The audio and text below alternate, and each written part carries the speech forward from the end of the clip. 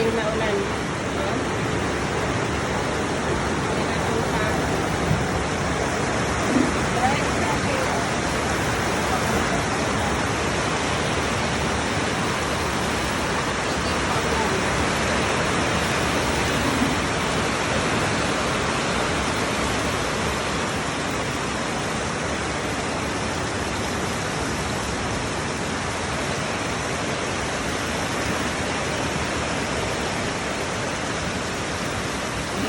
Tahimik na yung daan. Dahil walang lumalabas sa sobrang nakasulan. Kahapon na kahapon. Tapos ngayon, maghapon na naman.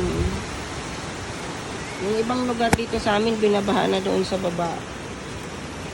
Pero hindi lang tayo kasi makababa dahil si Mamo ay kagagaling lang ng trangkaso.